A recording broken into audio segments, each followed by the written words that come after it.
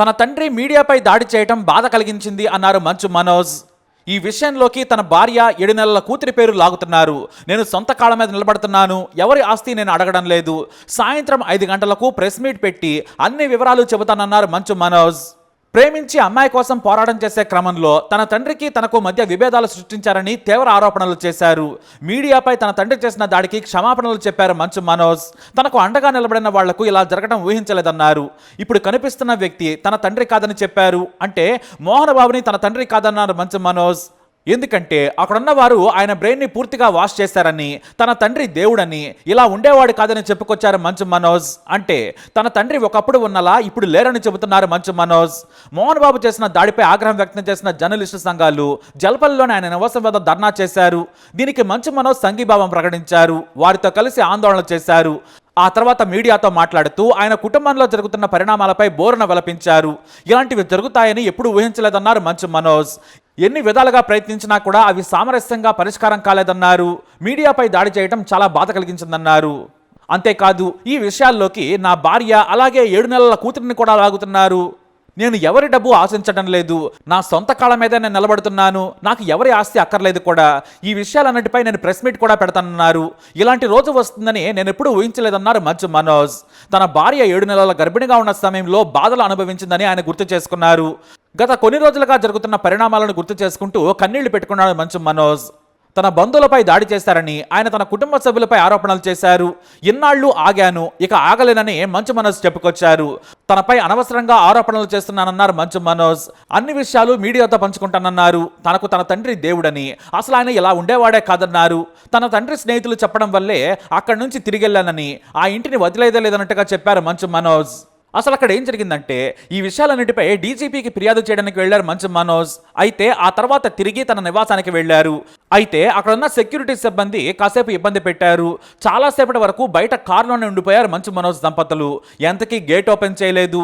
అక్కడున్న సెక్యూరిటీతో వాగ్వాదానికి దిగారు. తమ 7 నెలల పాప లోపలే ఉందని మౌనిక ఆందోళన వ్యక్తం చేసిన క్రమంలో మంచు మనోజ్ తన బౌన్సర్లతో గేట్లను బద్దలు కొట్టుకుంటూ లోపలికి వెళ్లే ప్రయత్నం చేశారు. ఇక పోలీసులు కూడా అక్కడికి చేరుకున్నారు. ఇరుపక్షాల బౌన్సర్లను బయటకు పంపే ప్రయత్నం చేశారు. పూర్తిగా మోహన్ బాబు నివాసాన్ని పోలీసులు తమ ఆధీనంలోకి తీసుకునే ప్రయత్నం చేశారు. ఇది ఇలా జరుగుతుండగానే మీడియాపై మోహన్ బాబు దాడి చేశారు. ఇది చాలా దారుణం. జర్నలిస్టు ఏ ప్రశ్న అడగకముందే తన చేతిలో ఉన్న మైకును లాక్కొని మరీ అదే మైక్తో ఆ జర్నలిస్టు తలపై దాడి చేశారు. ఆ జర్నలిస్టు అయ్యప్ప మాలలో ఉన్నారు. అయినా సరే మోహన్ బాబు తన ఫ్రస్ట్రేషన్ ఆపుకోలేకపోయారు.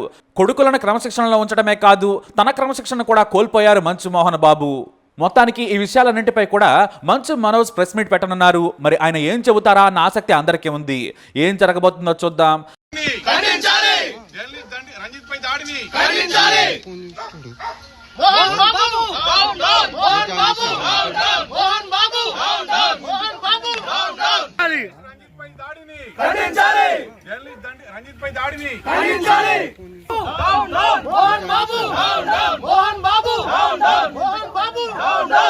మోహన్ బాబును వెంటనే మోహన్ బాబును వెంటనే మోహన్ బాబును వెంటనే మంచు విష్ణును మంచు విష్ణును మంచు విష్ణును మోహన్ బాబు మంచు విష్ణుల దౌర్జన్యాన్ని మంచు విష్ణు మోహన్ బాబుల దౌర్జన్యాన్ని మీడియాపై దాడి మీడియాపై దాడిని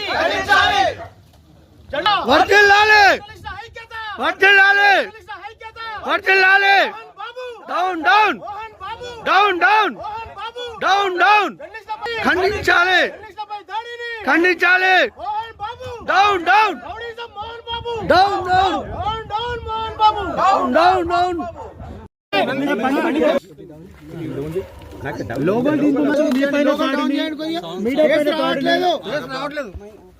సార్ది ఫేస్ కనబడట్లేదండి. చెప్పండి.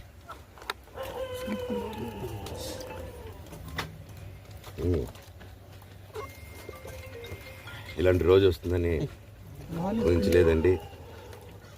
నిజంగా మీడియా మిత్రులకి, ముఖ్యంగా 2 అన్నలకి నా క్షమాపణలు.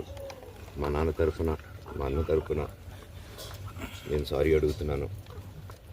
నేను నీ తమ్ముడు అనుకోండి, మీ వాడిని అనుకోండి, మీకు నీ తోడుంటాను. మీకు ఏదున్నా నాకు ఫోన్ చేసేదండి. నేను ఎప్పుడు ఒక్క కాల్ దూరంలోనే ఉంటాను.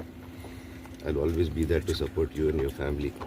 అండ్ ఐఎమ్ సారీ, నా కోసం సపోర్ట్ చేసేదానికి వచ్చి మీకు ఇలా జరగడం నాకు చాలా బాధగా ఉంది. నా భార్య పేరు లాగుతున్నారు, 7 నెలల కూతురు పేరు లాగుతున్నారు. నేనేం అడగలేదు, సొంత కాళ్ళ మీద పనిచేస్తున్నాను. మా ఆవిడ కూడా వాళ్ళ ఇంటి వైపు ఏ డబ్బు తీసుకురాలేదు, వాళ్ళ ఇంట్లోనూ డబ్బు అడగలేదు, నేను అడగలేదు, ఆస్తి అడగలేదు. మా ఆవిడ 7 నెలలు గర్భవతిగా ఉన్నప్పుడు తనకి 7 నెలలు ఉన్నప్పుడు మా అంకుల్ వాళ్ళు ప్రతి ఒక్కరూ 7 నెలలు కాదు 7 నెలలు తను ప్రెగ్నెంట్గా ఉన్నప్పుడు మా అంకుల్ విజయవాడలో ఉంటారు. అండ్ ఇక్కడ కొంతమంది అంకుల్ నాన్నగారు బాగా క్లోజు. మనోజ్, నువ్వు ఎన్నో సంవత్సరాలు ఇంటి బయటగా ఉన్నావు, నీ సొంతంగా ఉన్నావు. మీ నాన్నగారు అమ్మగారు ఒకరే ఉన్నారు.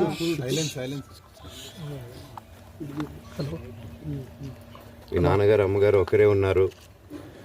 మీ అన్నయ్య ఏమో దుబాయ్కి షిఫ్ట్ అయిపోయాడు ఫ్యామిలీతో. ఇలాగ ప్రెస్ మీట్ పెట్టాల్సి వస్తుంది, ఇలా మాట్లాడాల్సి వస్తుంది. ఇలాంటి సిచ్యువేషన్ నా ఫ్యామిలీకి వస్తుందని ఎప్పుడు ఊహించలేదు. See, to all the media,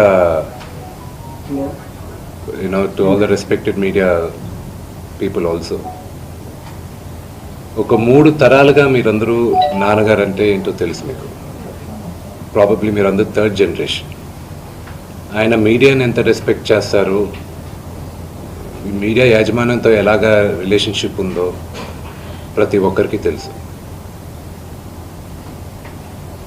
ప్రతి ఇళ్లల్లోనూ ఇష్యూస్ ఉంటాయి. ఇష్యూస్ రిజాల్వ్ అవుతాయని ఇంట్లో పెద్దలందరూ కోరుకుంటారు. ఎవరో ఒకరు తగ్గుతారు, ఎవరో ఒకరు they will see the sense అనేది వి ఆల్ హోప్. బట్ ఈరోజు ఈ సిచ్యువేషన్ మాట్లాడడానికి కూడా I don't know, it's very emotional for me. ఎక్కువ మాట్లాడితే I break down. It's very very painful for all of us.